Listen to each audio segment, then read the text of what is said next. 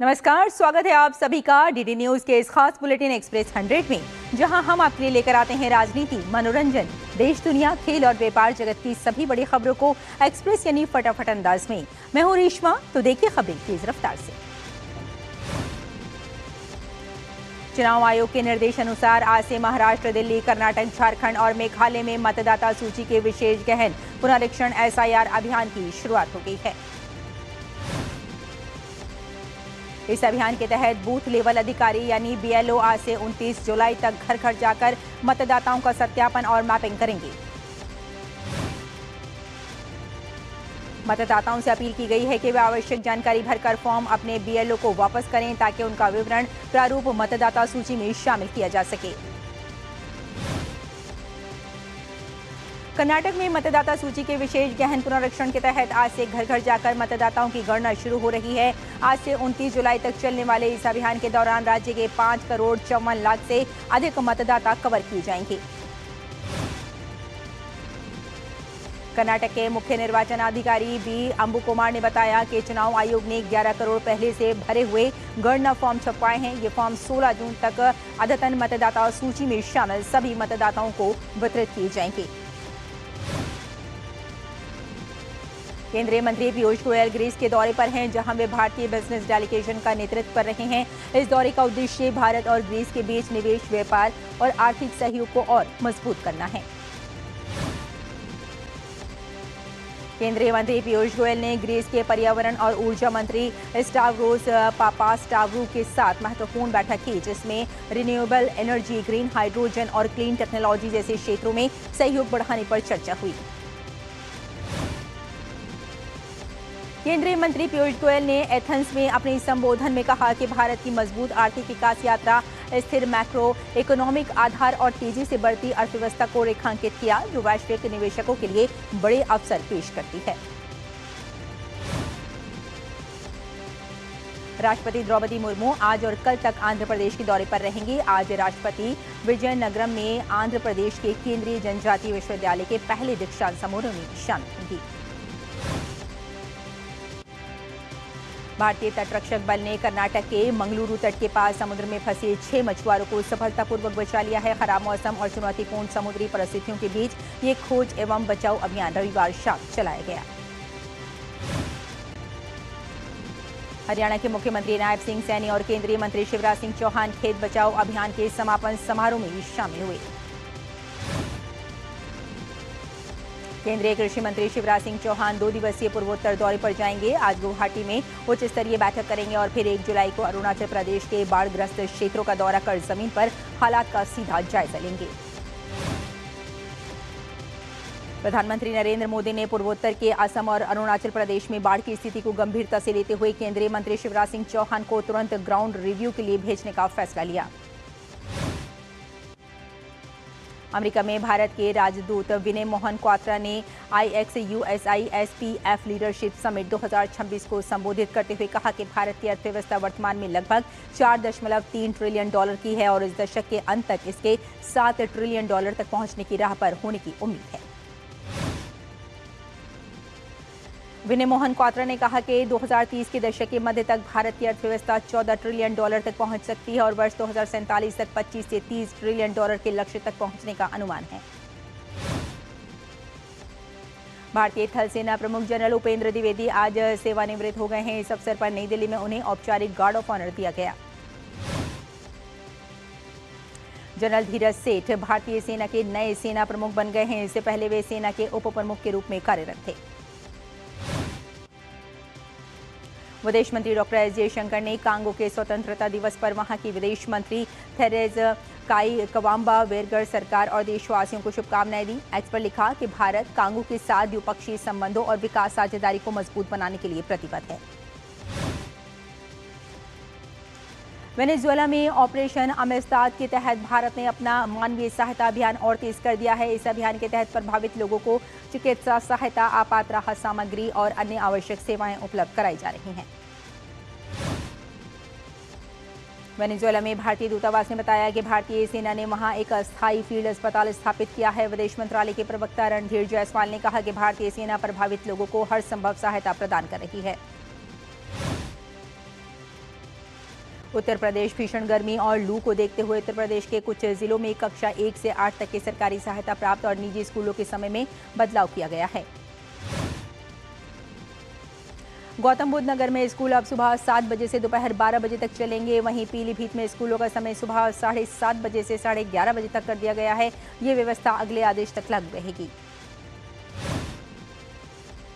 शांति और स्थिरता को बढ़ावा देने के लिए सशस्त्र बलों की कोशिशों के तहत अरुणाचल प्रदेश के प्रतिबंधित उग्रवादी संगठन NACN के 2 उग्रवादियों ने सुरक्षा बलों के समक्ष आत्मसमर्पण कर दिया है। दोनों उग्रवादियों ने खेती इलाके में स्वेच्छा सरेंडर किया। असम में बाढ़ का संकट लगातार गहराता जा रहा है। राज्य के 7 जिलों में हालात अब भी बेहद चुनौतीपूर्ण बने हुए हैं और हजारों लोग बाढ़ से प्रभावित हैं। Assam disaster reporting and information management system के ताज़ा आंकड़ों के मुताबिक 257 गांवों के 45,000 से ज्यादा लोग बाढ़ की चपेट में हैं, जबकि 4,000 हेक्टेयर से ज्यादा खेती पूरी तरह जलमग्न हो चुकी है। असम में हालात की गंभीरता को देखते हुए केंद्रीय गृह मंत्री अमित शाह ने मुख्यमंत्री हेमंत बिस्वा शर्मा से फोन पर बात कर पूरे घटनाक्रम की जानकारी ली और केंद्र सरकार की ओर से हर संभव मदद का भरोसा किया। 3 जुलाई से शुरू हो रही 57 दिन की अमरनाथ यात्रा को लेकर जम्मू कश्मीर और पंजाब में सुरक्षा व्यवस्था कड़ी कर दी गई है। यात्रा मार्ग, आधार शिविरों और पवित्र गुफा तक जाने वाले दोनों रास्तों पर व्यापक सुरक्षा इंतजाम किए गए हैं। जम्मू में CCTV कैमरों और आधुनिक निगरानी प्रणाली को सक्रिय कर दिया गया है। सुरक्षा एजेंसियों ने तैयारियों का जायजा लेने के लिए मॉक ड्रिल भी की। सुरक्षा एजेंसियों ने श्रद्धालुओं से निर्धारित मार्ग का पालन करने और सुरक्षा बलों के निर्देशों का सहयोग करने की अपील की। विदेश मंत्री डॉक्टर एस जयशंकर आज नई दिल्ली में ह्यूमन रिसोर्स मोबिलिटी फोरम का उद्घाटन करेंगे, जिसका मकसद इंडस्ट्री और विदेशी नियोक्ताओं को एक साथ लाना है।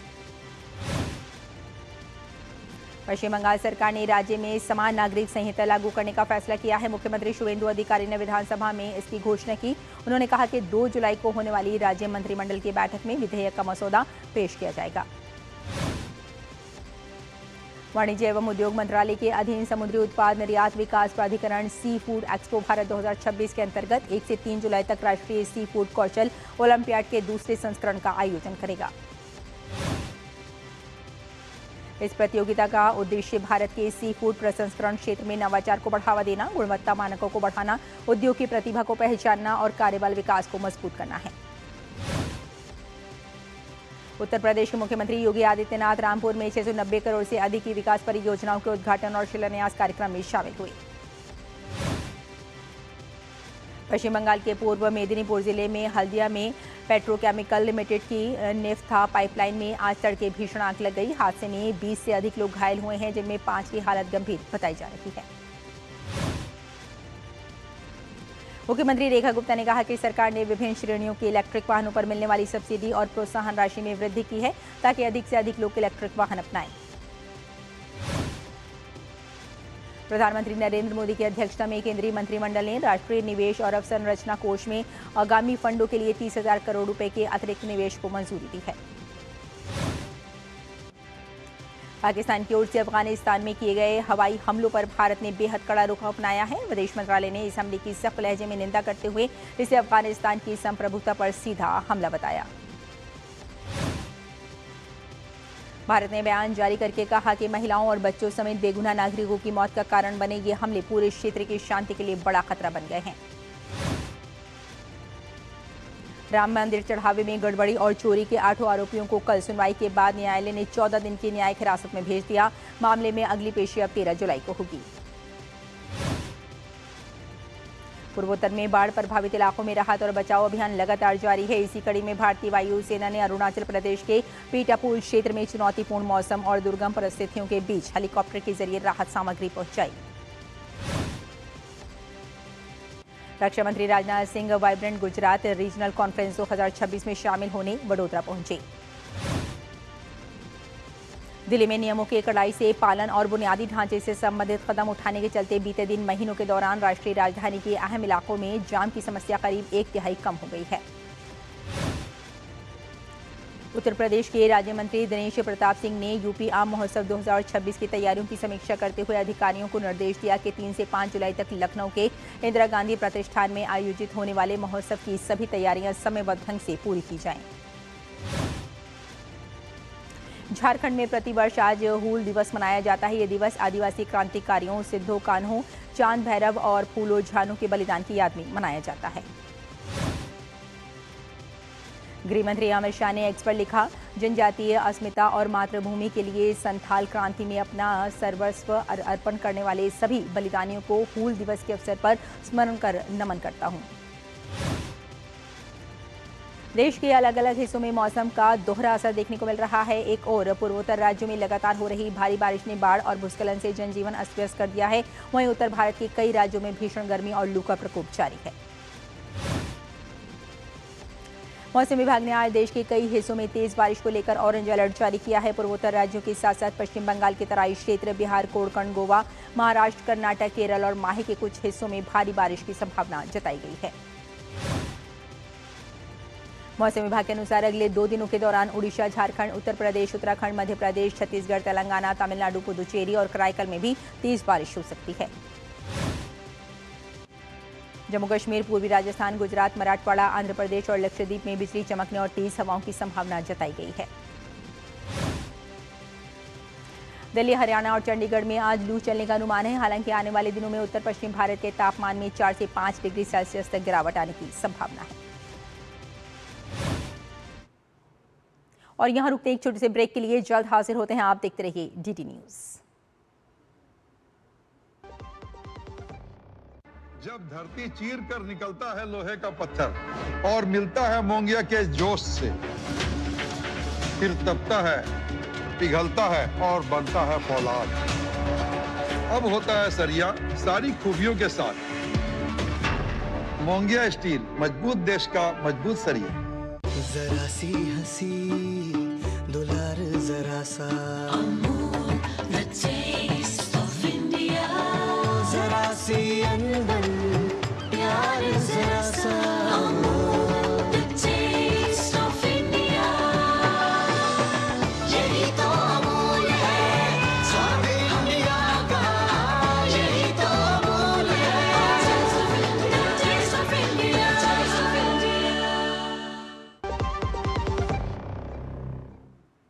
ब्रेक के बाद एक बार फिर आपका स्वागत है। आइए एक्सप्रेस 100 में आगे बढ़ते हैं। वाशिंगटन डीसी में आयोजित नवे USISPF लीडरशिप समिट 2026 में अमेरिका ने भारत को अपना एक बेहद अहम साझेदार बताया है। अमेरिकी विदेश मंत्रालय के आर्थिक विकास मामलों के अंडर सेक्रेटरी जैकब हेलबर्ग ने कहा कि भारत और अमेरिका के रिश्ते लगातार नई ऊंचाइयों को छू रहे हैं। जैकब हेलबर्ग ने जानकारी दी कि भारत पैक्स सिलिका घोषणा पत्र पर हस्ताक्षर करने वाले शुरुआती देशों में से एक था। हेलबर्ग ने बताया कि उन्होंने फरवरी में AI इम्पैक्ट समिट के लिए भारत की यात्रा की थी। केंद्रीय स्वास्थ्य मंत्री JP नड्डा ने स्वास्थ्य सेवा प्रणाली में दवा संबंधी जानकारी को मानकीकृत करने के लिए ड्रग रजिस्ट्री का शुभारंभ किया। इसका उद्देश्य स्वास्थ्य सेवाओं की बेहतर और प्रभावी डिलीवरी तथा लाभार्थियों की संतुष्टि को बढ़ाना है।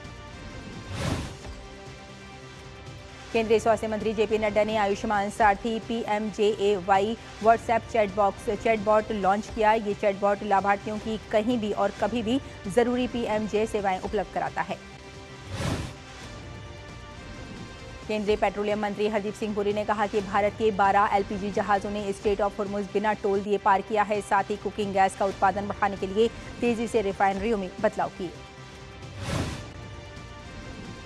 मुख्यमंत्री डॉक्टर मोहन यादव ने केंद्रीय नवीन एवं नवीकरणीय ऊर्जा मंत्री प्रहलाद जोशी के साथ नीमच में 500 मेगावाट क्षमता वाले नीमच सोलर पार्क और 450 मेगावाट क्षमता वाले शाजापुर सोलर पार्क का लोकार्पण किया। मुख्यमंत्री डॉक्टर मोहन यादव ने 1553.98 करोड़ रुपए की विभिन्न औद्योगिक इकाइयों एवं विकास कार्यों का भी भूमि पूजन और लोकार्पण किया। इन परियोजनाओं से प्रदेश में औद्योगिक निवेश को नई गति मिलने के साथ स्थानीय स्तर पर रोजगार के अवसर भी बढ़ेंगे। भारत का औद्योगिक उत्पादन सूचकांक की वृद्धि दर मई 2026 में सालाना आधार पर 5.1% रही है। इससे ये बढ़कर 122.7 पर पहुंच गया, जिसमें मैन्युफैक्चरिंग, बिजली और जल प्रबंधन क्षेत्रों ने प्रमुख योगदान दिया।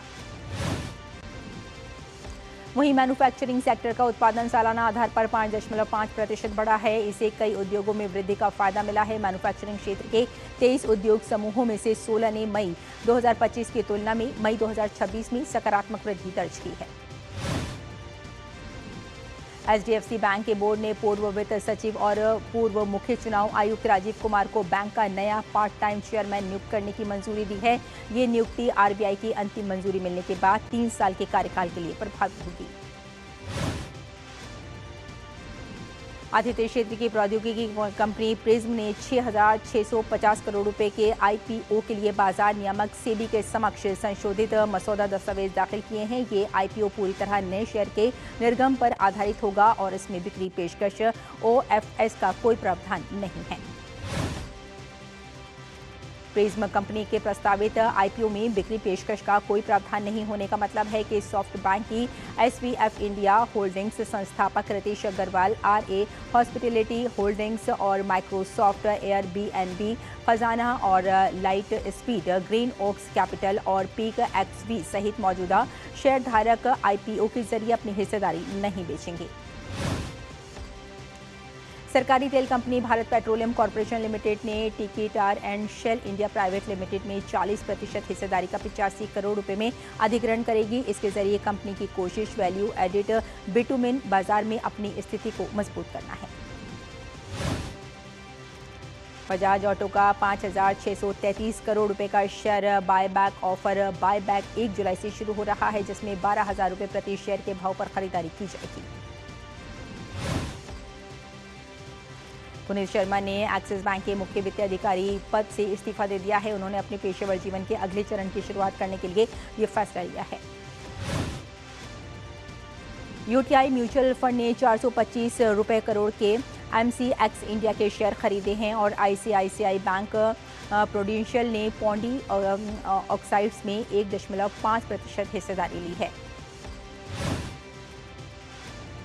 आईटी सेवा प्रदाता कंपनी टेक महिंद्रा ने सोमवार को कहा कि वे बेहतर ग्राहक जुड़ाव के लिए वास्तविक समय में स्रोत समर्थित अंतर्दृष्टि प्रदान करने के लिए अपनी बिक्री और ग्राहक सामना करने वाली टीमों में एआई प्लेटफॉर्म परप्लेक्सिटी को तैनात करेगी।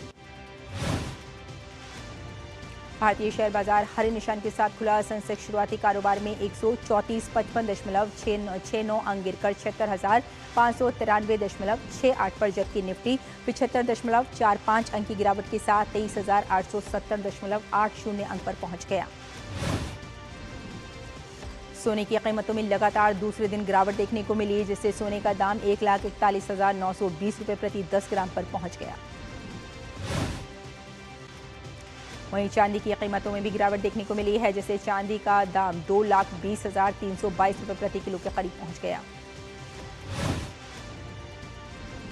अमेरिका और ईरान के बीच 4 महीने तक चले संघर्ष के बाद हुए अंतरिम समझौते के तहत युद्ध विराम को आगे बढ़ाने और तनाव कम करने की दिशा में कूटनीतिक प्रयास जारी है।